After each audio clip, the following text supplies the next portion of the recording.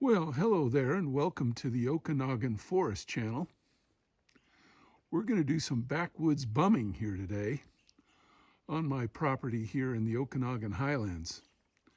And the first thing I want you to look at is the creek down below here. It's of course the middle of September, the beginning of hunting season, and this is when the water is very lowest. You can hear probably a pileated woodpecker in the distance getting his breakfast.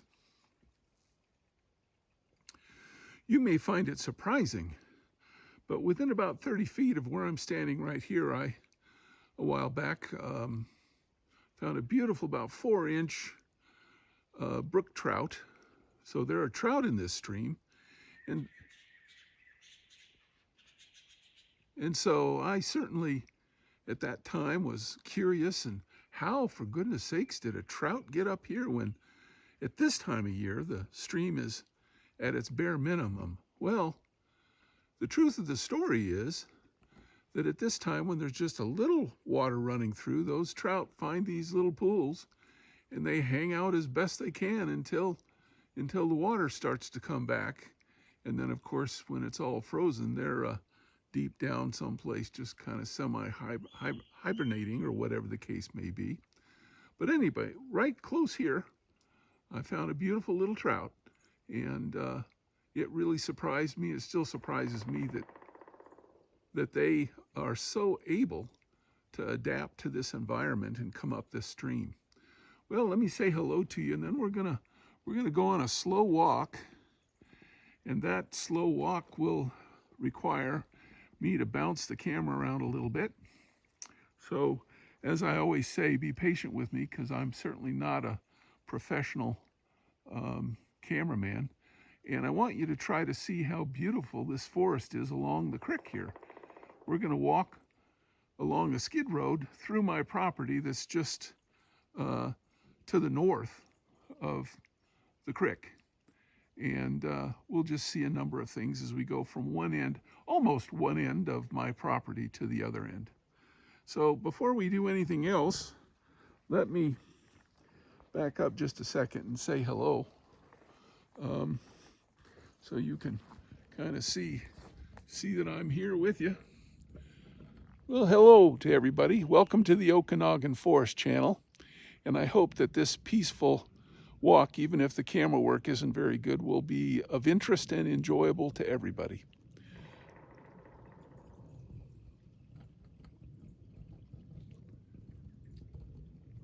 Okay, you can kind of see the stream, and it continues for the full length of the property. I'm going to bring the stick down just a little bit so that it's a little easier to maneuver. And you can see the stream here, and there you see it running. And I don't know if you can hear it. The plane's going over now, believe it or not. That's one of the few outside sounds that we get here sometimes. And of course, there's a lot of most of that's western red alder, not all of it, down trees across here that all make habitat. And it's just truly a beautiful place. All right, we're going to walk up the trail a little bit. Now, this is a game trail, but I should say that it also is a trail that's used by the cattle in the area. This is a open grangeland area, so sometimes there we go, this ought to make it a little easier. There is open grangeland, and so the cattle sometimes help the wildlife make these game trails that you can see. What's interesting is I parked up on the road up here. We'll go up by this in a minute. And within 3 feet off the road, I was able to see some scat. I think it was coyote scat. And the reason I can say that and say that it's not a dog or some other kind of thing is the amount of hair that was in the scat. course, coyotes are living on mice and squirrels and maybe an occasional rabbit or a grouse if they get a chance. That means there's stuff in their scat that they poop out. You can see that this trail is pretty well developed. Now what's interesting is since the last time I was here, this tree here blew down across the trail, so that's going to slow the cows down. It won't stop them, but it'll slow the cows down just a little. The deer will go right over it. I've got a game camera down here just a little ways, and we've had bear and moose, all kinds of deer. We've had lynx, bobcats, and cougar on my game camera here on the property. And I just want to stop for a second and say, look at them. Look at these leaves. They are just beautiful. And of course, in the fall, that's what it's like up here. Now we're coming out of the trail a little bit. Here's another tree that got blown down. There must have been a real windstorm through here. We'll kind of duck under it. There we go. And now we're out in a meadow. Right up there is the road that crosses my property. And if you look over there, you might be able to see some red color. And that's the flags on my cow catcher on the front of the Jeep.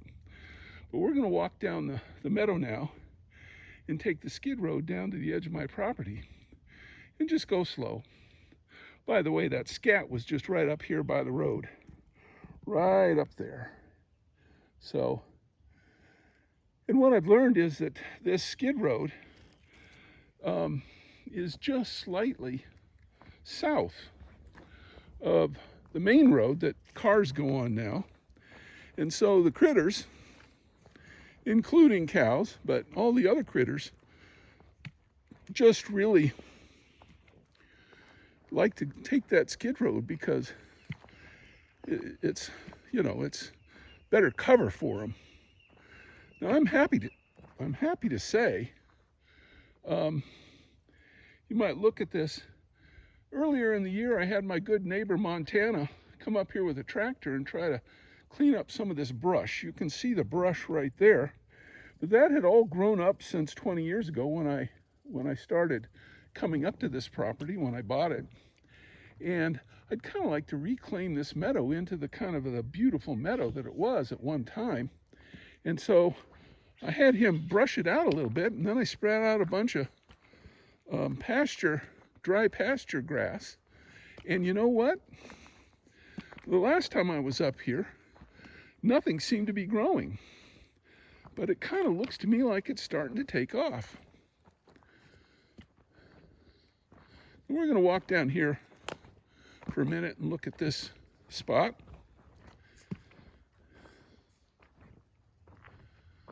I call this Jawbone Camp. And the reason I call it Jawbone Camp is that when I first bought this property, I camped out here in a little tent all by myself. And 20 years ago, this picnic table was still upright and usable. And of course, now it's pretty much gone. But at that time, I put up one of my signs, and it's still here, believe it or not. All that time later, you can see up in the tree there a little bit. And the reason I call it Jawbone Camp is as I was camping here, I found the jawbone of a deer. And of course, somebody had come along and gotten a deer and chewed on him a bit and left the jawbone, and that was about all that was left. The other thing here is, and I think I had a fire in this too, there are the rocks left from the campsite that was here. But something else that happened in this camp that was really kind of noteworthy for me, at least. but an old local boy named Sonny came by, and he is probably one of the most well-known local senior citizens in the area, and I think he's 96 now, maybe.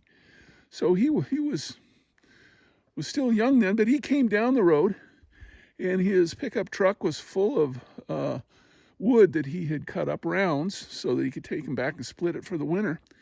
And he stopped for a minute and got out and came and talked to me, and he's just a pleasant guy, and he's got quite a reputation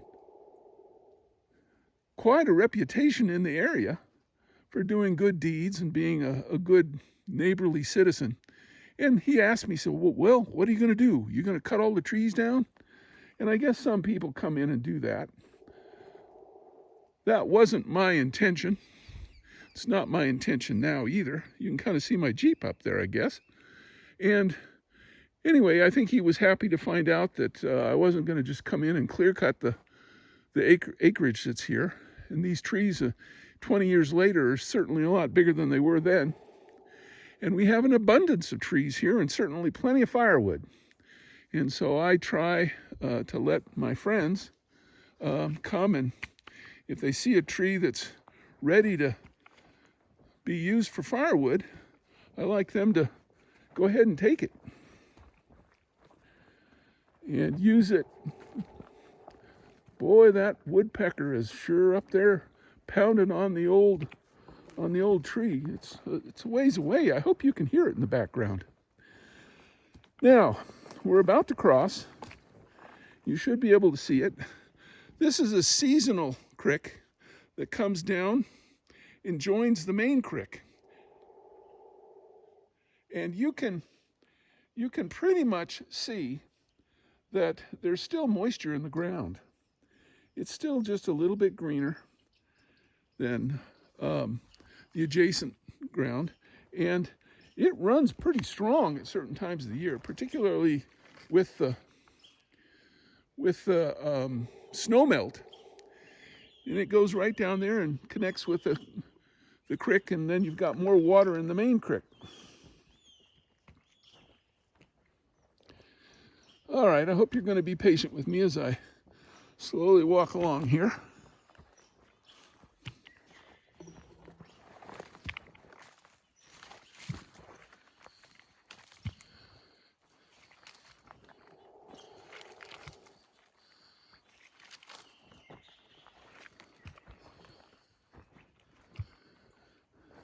You can see the beginning of the skid trail, and you can look up here too, and there's some dirt left over from when Montana was up here and cleaned things up for me a little bit. And you can look over there through the trees where the light is and actually see how the meadow may come back. So I think if I work on it a little bit and get rid of some of this brush that you see and try to seed it, it may be all the better and be a nice little meadow. And of course, I have a fantasy that people might walk up the skid trail and come up here and have a picnic. Be a beautiful place to have a picnic. So let's go down the skid trail. Now my neighbor, my immediate neighbor, was nice enough. He's got a lot of heavy equipment. And you can see where he drug his, he came up with his tractor and drug his tractor through here so that it would open this up. Years ago, I came through here and there were so many little trees growing that you couldn't even walk. And so I'm very happy now that we have a nice place to hike or walk through. Now, I'll show you something, and we're going to be famous probably if this thing is still working. But I want you to look right over on that tree stump right there. And I'm not sure if you can see it. But there is one of the game cameras that I have. And we've gotten bear and all kinds of things on that camera here. And they're coming up and down this trail in the quiet of being in the forest. And that's really something special. And it's a lot of fun. You know, and what it does, forgive me, but it gives me bragging rights, right? I can brag about all the wonderful wildlife on my property here. After all, if you look at Okanogan Forest Channel, and read the Latin, and there's a translation there, but if you read the Latin, I guess it speaks to that. And I'll tell you, we've got camera proof that they're here. So let's go ahead a little farther down the trail and see what else we can see. Now, one of the reasons I wanted to come down in here is that down in this part of the property, we have some really spectacular, beautiful trees, really big trees. And there's some blue sky up there and a little sunlight coming through, which is good.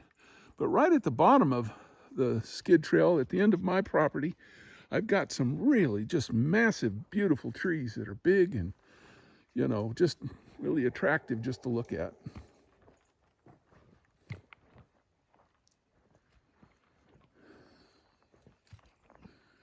Here's something of interest. If you look over there, right there in the sunlight, where it's bright, I guess, just next to it, there's a stump. And that stump, of course, is cut from when they logged this a long time ago, a long time ago, when the trees were all big kind of climax forest, but there's still some of the old stumps from when they cut that. And that was probably, I don't know, I'm guessing now, 80 years or 100 years ago, maybe. A long time, longer than I care to say.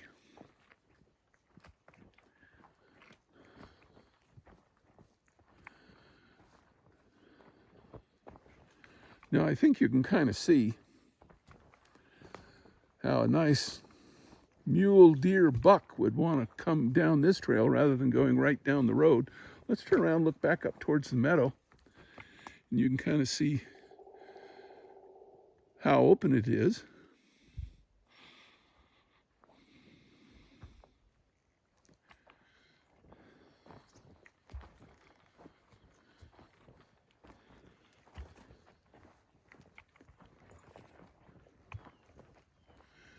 And again,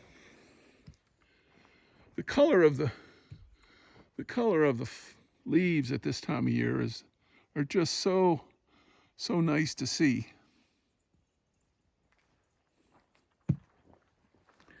I've got a big old stone here, and you can kind of see how there's a game trail just to the right of it. So that's probably more one that deer use going up and down the hill, because they do go up and down a bit. They come by my camp. I've been sitting at my desk and turned around and seen them walk right across my pad where my cabin is. Now, there's some more of those old stumps from when they first cut this, and that's really pretty remarkable. Let me see if I can get up really close and give you a chance to see some of the things that are right there around that stump, because right in that stump is just a beautiful, it makes me think of Kyoto in Japan, where they have the moss gardens and all that, but the nature of this is just so spectacular. You can see a little tree that's trying to get started just to the base there, and some other colored leaves because it's fall. But let's go right up and look at the top of that, and you can see how beautiful, truly beautiful that is. Moss, lichens, other things, as this stump slowly decomposes. Now, there's not much to hear from it now, but again, the creek is just right down in there, just a few feet away from us. But with so little water running now, we don't hear it. I probably should walk down the whole thing in the spring, next spring, when the water's running, and you'd have the sound of the stream in the background, because at that time of year, you can hear the stream all the way up at my cabin, which is a good distance. Now we're going to have to duck a little bit because there's one kind of leaning over the trail a little bit, and that's not going to slow down a bear or a deer. But look through the forest. Isn't that beautiful up there? It really is. So all we're doing today is, it's just called backwoods bumming. And you know what? There's something special about backwoods bumming. It doesn't cost much, and you can do it almost anywhere, and you don't have to pay sales tax to do it or any of those other things. So let's go ahead and look back up the trail that we just came from. There you go. And when you're backwoods bumming, that's when you have a chance to take a look at the nature that's all around us and really kind of enjoy it.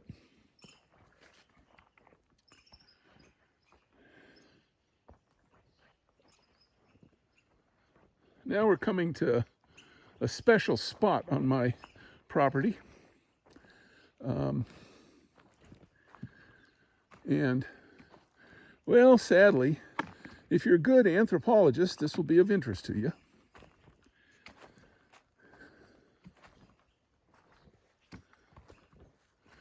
What do we have here? Well, I want you to look under that tree there, and you can see the remnants of what I believe is a '62 Rambler. That's what it looks like to me. And I'm kind of disappointed because when I first bought the place, this tree hadn't come down on top of it and kind of scrunched it for good. And it sure did a job on it now. But when I first bought it, there was actually a tree growing through the middle and straight up. And, well, you can see where it's got some bullet holes in it. I guess that's what that is, where somebody shot some .22 shells through it at some point. But there isn't much left of that Rambler. And, of course, I had a '64 Rambler at one time. And that was, well, I think it was my first, yeah, it was, in fact, my first automobile. And as a young guy, that was my first taste of automobile freedom. And I learned a lot of things in that automobile. It was kind of a neat car, really, because the front seats laid flat to the back seats, and there was a little bracket that they hooked to, and it ended up being a big kind of couch bed that you could sleep on. So I camped in it and had a wonderful time. But this is a VIP spot for me. It's a special spot because this Rambler is gonna slowly sink into the ground and be covered by the forest and reclaimed by the forest. So you've got to be a good anthropologist to kind of think about what it is and what it stands for. Somebody had this car and they went places with it and they used it, and in those days they didn't last very long. And eventually it was discarded deep here in the forest where nobody could see it, and it's slowly rusting away and breaking down. Let's go ahead and look back up our trail. Well, that's a really pleasant trail to walk down, don't you think? I certainly do. Well, let's continue down. We got a ways to go yet before we get to the edge of my property. And I just really have to thank my neighbor for doing such a good job of kind of cleaning this up and opening up. It really does make it nice. Now, if we stop here and just look at the light in the forest, on the trees, it's just really, really pleasurable to see. The sunlight coming in and the canopy above makes it really nice. And I have to believe, because this would be my case, I have to believe that you probably get tired of hearing me talk. So you might just want to enjoy this scenery by turning the volume down and, doing a loop on your YouTube recorder and just enjoying the beautiful forest. That's something that you could do. Now, if we look farther down the trail, we can again see how some of these trees really go quite high into the sky. Now, this one right in front of us here, that's a red alder. And if you look on my website, there's a list of all the trees, the main evergreen trees that are here.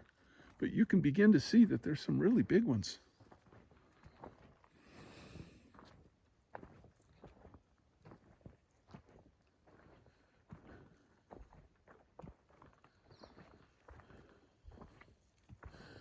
And we might have a spot here where we can kind of see where the creek is. And it's right down in there, kind of just to the left of those two larger trees. Just in the center of the picture is the creek bed. It's kind of hard to see now. But what's also interesting is if you look, and you may not be able to see it, but there's one large tree trunk in the distance that's white. And that's a telltale sign of a quaky aspen. And there are some quaky aspens here that are just really beautiful on this property.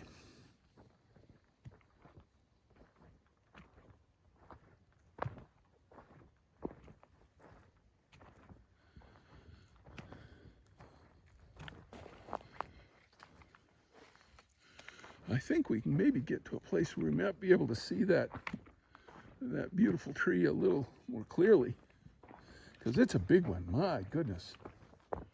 Yeah, I think, well, it's going to be still a little shrouded, but if you look at the very top, you can see the golden leaves as they turn yellow now.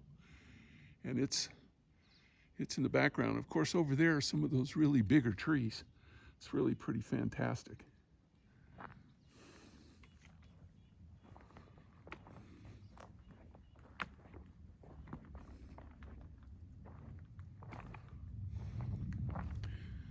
Well, there's another intruder. I'm not sure if you can hear it in the background or not, but there's another intruder. And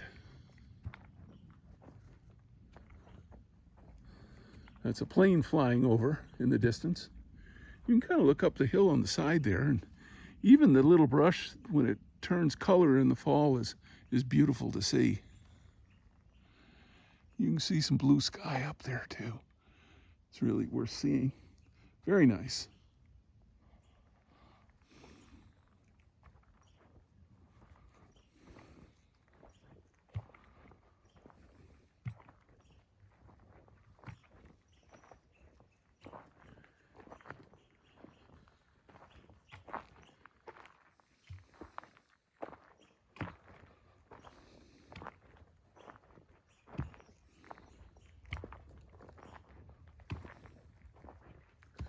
Look at this color.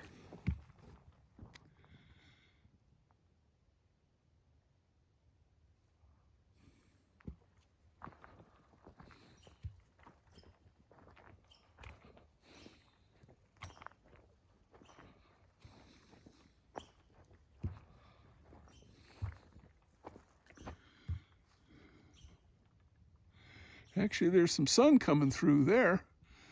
That's the sun looking right down at us.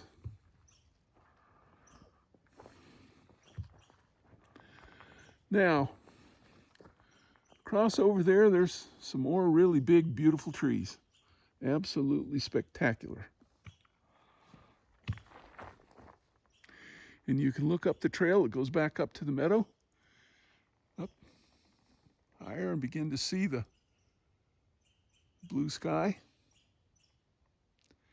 And of course, the color at this time of year is just so nice.